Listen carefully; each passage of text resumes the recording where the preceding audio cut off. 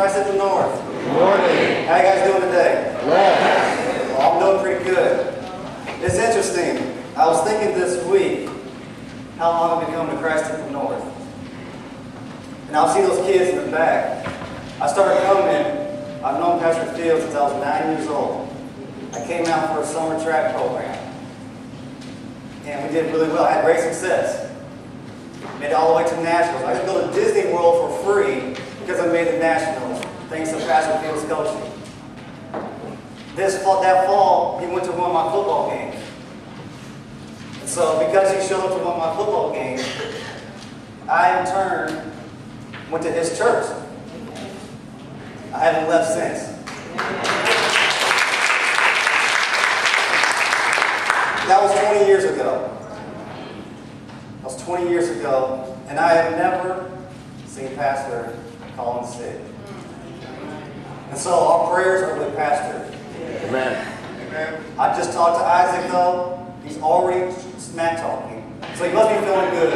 Maybe because the Sooners and Packers finally won a game. But he must be feeling pretty good. So as we get started, I want you to turn to your neighbor and say, it had to happen. It had to happen. No, wait. Some of you are like, it had to happen. Turn to them again and say, it had to happen. It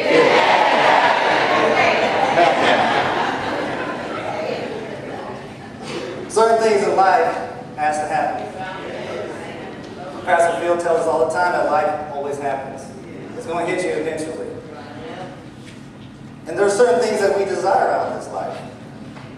And those that have been coming to Bible study know that certain anxieties I had a few months ago. I never had anxiety in my life.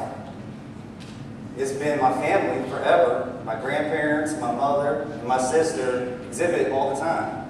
And I thought it skipped me. But then I turned 29. I know some of you are laughing.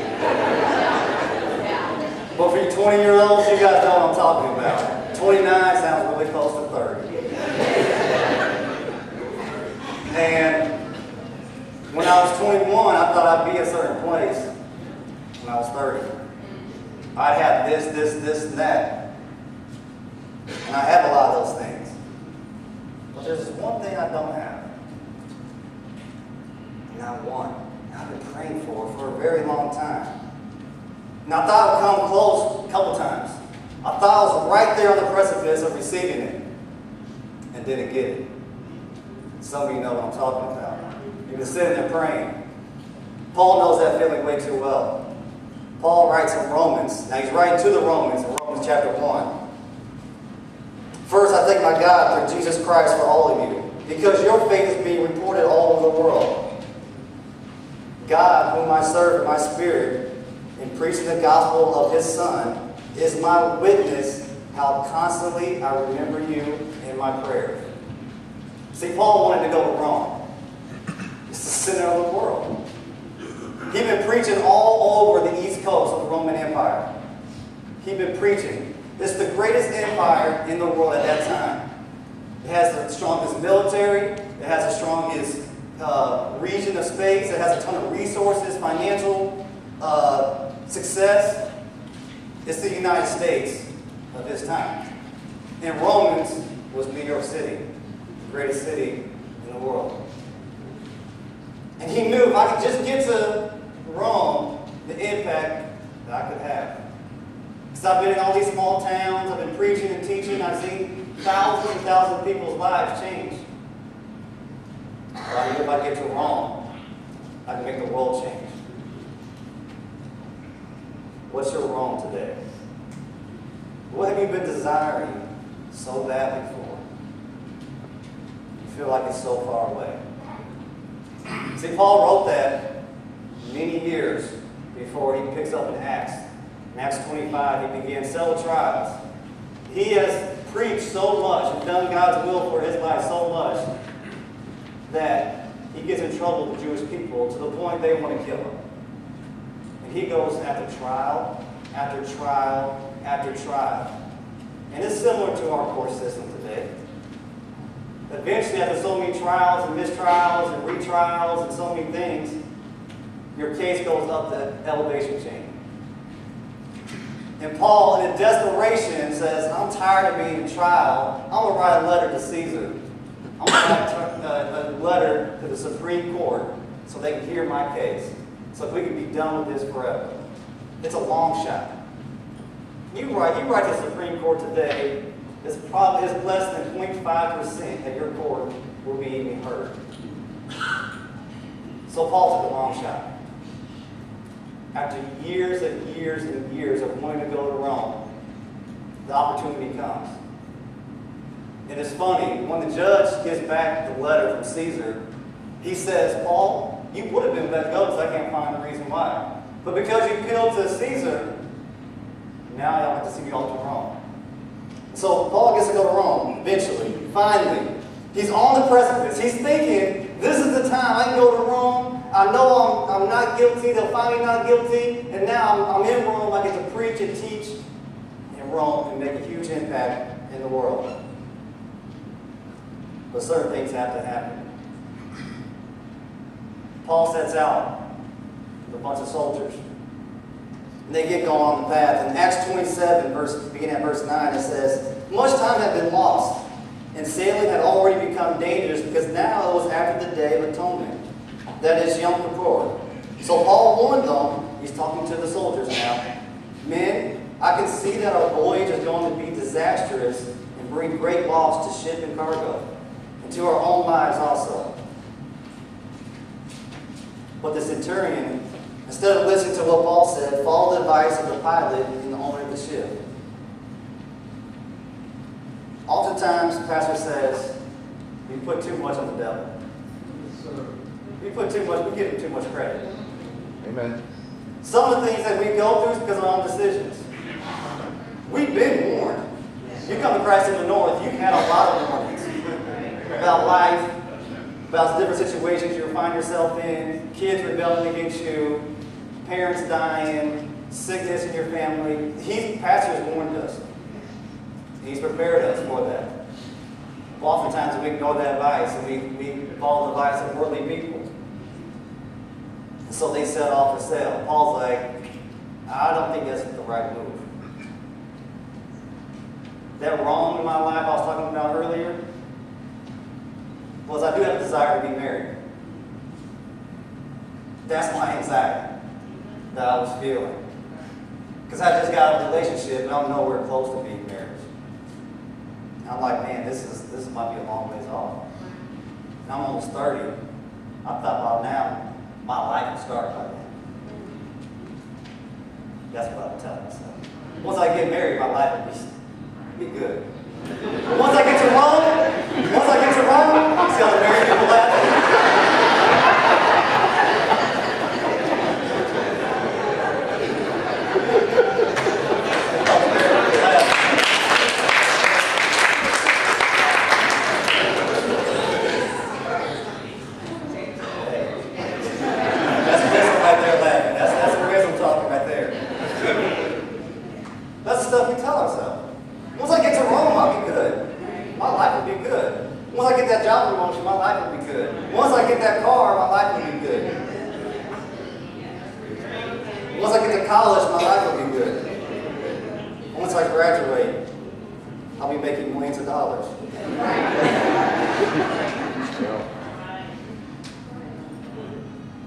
Since the harbor was unsuitable to winter in, the soldiers took the risk.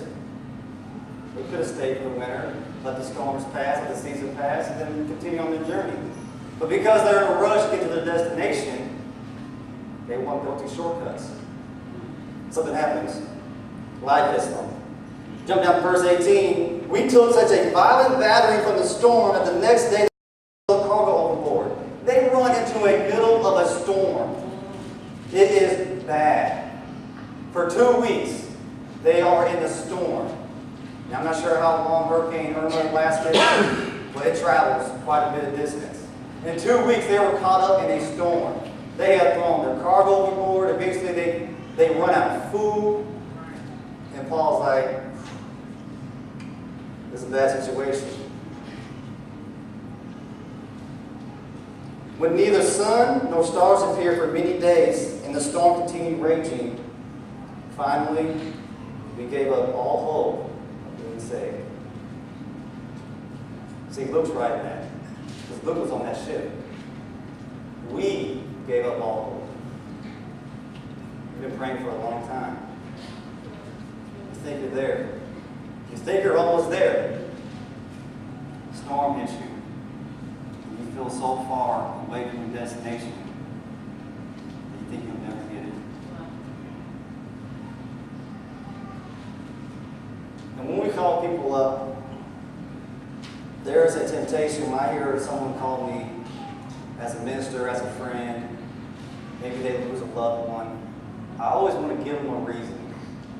That's a temptation that ministers have, to give a reason why something happened. Now that I'm a little wiser, I understand now. Sometimes I don't know the reason. And it's okay to say I don't know. But Paul will give you a revelation. Paul gets a revelation. Paul doesn't know why he's in the storm. He's thinking he's so close. Verse 21, after they had gone a long time without food, Paul stood up before them and said, "Men, you should have taken my advice." You think? You should have taken my advice. Then you would have spared yourself this damage and loss. But now I urge you to keep up your courage, because not one of you will be lost. Only this ship will be destroyed. God comes to him in the middle of the storm and says, "I'm with you. I'm with you. I hear your prayers." Yes, it's troubling times right now. You're going to have some stress these 2 weeks. But I'll see you through it. Last night, an angel of God to whom I belong to and whom I serve stood beside me and said, "Do not be afraid, Paul. You must stand trial before Caesar, and God has graciously given you the lives of all who sail with you. So keep up your courage, men, for I have faith in God that it will happen just as he told me." See, God had heard his prayer. For years he prayed. He knew what his desire was. He didn't put Paul's life on mute until he did. Paul had to continue to work. He had to continue to work his calling. He had to continue to do what he was called to do. So much so he got in jail several times, beaten, thrown out, drug out the city, left for dead. He continued to work. He continued to hear his prayers. He thinks he's on his way. Gets in the middle of the storm, loses all hope. And God says, "I'm with you." See, when I was in my anxieties for a couple of weeks, I couldn't hear it. I was in my own self-pity. I was going through Facebook, Instagram, seeing a bunch of my classmates, my friends getting engaged, getting married, having kids. My home sister, getting jealous of her because she's having kids, has a marriage, doing well. Got 2 beautiful nieces. I was like, God, when's that going to happen for me?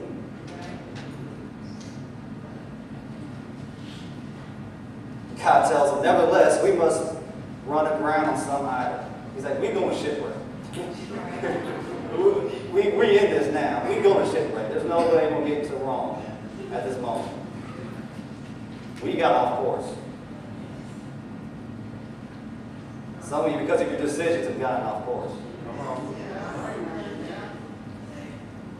They get stuck on this island in Acts 28, on an island called Malta. Some of you maybe feel like you're on Malta right now, stuck. Prayers being unanswered. Close, but so far away from your destination.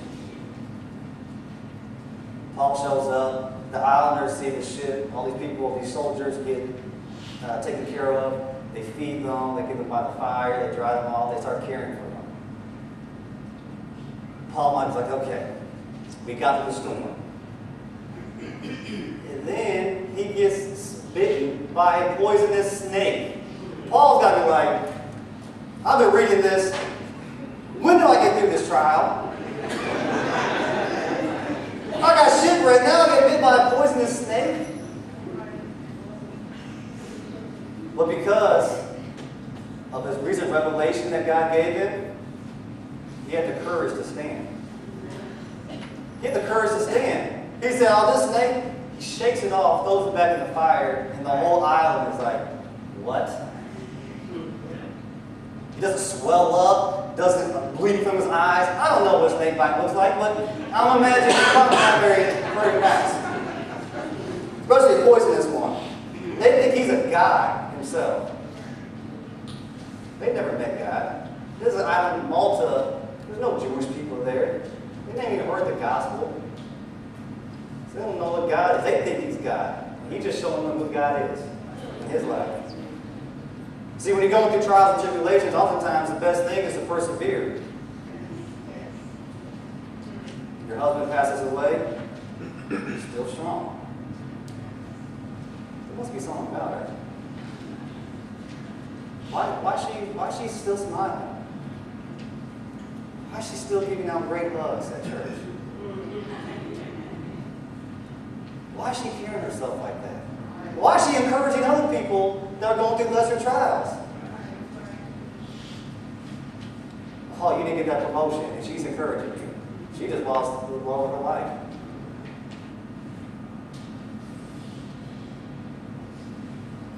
When they see Paul shake off that snake, the whole island pays attention.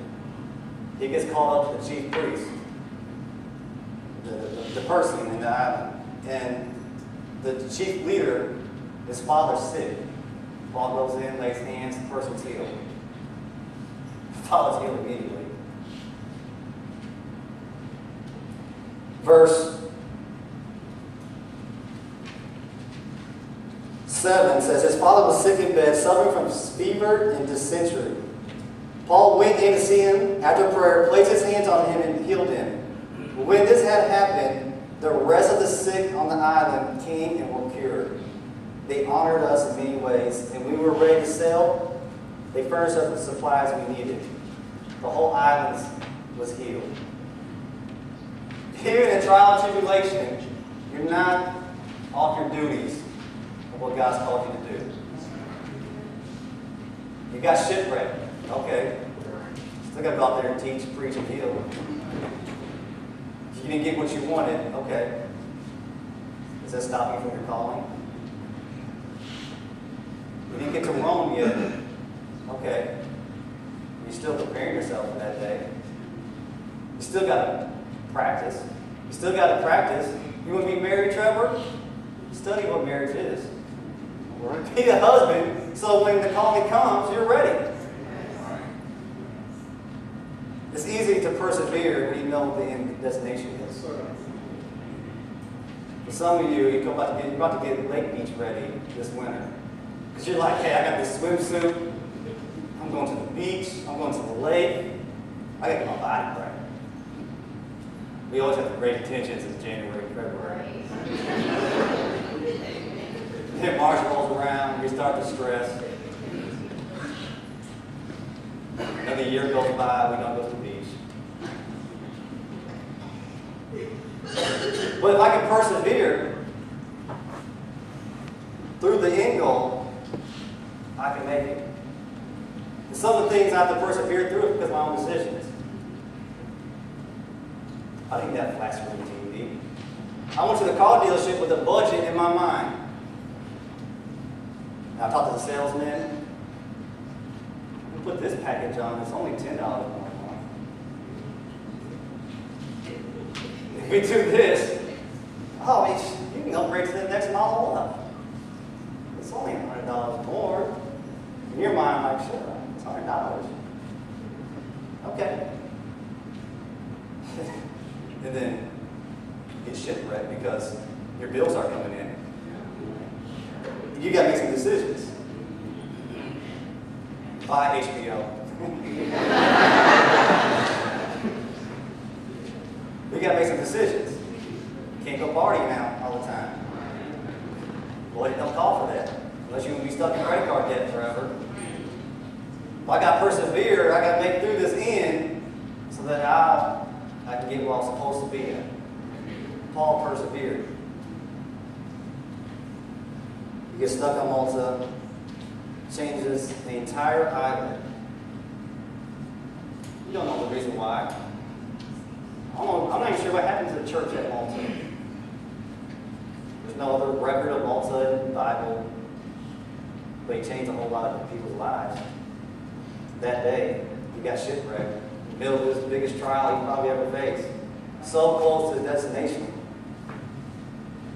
He heals them, opens the door for him to go to Rome now. I don't know if he had to get shipwrecked to get to Rome. He had made a bad decision. They had made a bad decision to leave early and got shipwrecked. But God He can make great things and miracles happen out of terrible situations. He can still get you to your destination, even though you may not see the reason why you have to go through it. Acts 28, 30 and 31, he gets to Rome. He gets there. He teaches in front of Caesar. Gives him the gospel. Gets set free. It says here, for 2 whole years, Paul stayed there in his own rented house and welcomed all who came to see him. He proclaimed the kingdom of God and taught about the Lord Jesus Christ with all boldness and without hindrance. The church in Rome grew significantly because Paul finally got to his destination. He got to what he'd been praying for his entire life, and he worked it. He didn't take it for granted. He understood God would listen to him, and he worked it. This is the blessing I gave you. I listened to you. I heard you. I heard your cries. I heard your late night cries. Sobbing by yourself. Crying on the bathroom floor. Promising that you would never drink again. I heard you. I prepared you for this moment. And when Paul got to his destination, he was prepared, ready for any trial and tribulation that could happen to him. He changed the Roman Empire forever. After about 200 years after his death, Rome accepted Christianity as the official religion of the Roman Empire. Maybe Paul had to get shipwrecked. Maybe you had to get shipwrecked. Maybe you had some bad decisions. But you can get back on the right course. You can get to your Rome. And when you get there, you better ball out. I know some of the pain you guys are going through. There's a lot of people at the Chiefs game right now. I wish I could be there too. But there's a reason the pastor had to call him in. Maybe God's working to help you get to your Rome. Let's close in prayer. Dear God, we come to you as only we know how, Lord. Thank you. As we look back on our life, a lot of us can reflect on some of the bad decisions we made. Some of the things that we attribute to Satan was really our own. We didn't listen to the advice of the pastor. We didn't listen to the prayer and the scriptures that you've given us. And we followed our own path. We got shipwrecked. And we thank God that you allowed us to persevere through that. For you said you would never leave us. And we are here today as living proof that you haven't left us. So God, we thank you. I want my wrong so bad. Prepare me for it. Embolden me through it. Allow me to continue the work I am called to do, whether it be in my family, whether it be in my community, whether it be on the job. Allow me to continue to work so that when my wrong does come, I'm ready, I'm prepared for it. I can make history through you and grow your kingdom. In your son's name we pray. Amen.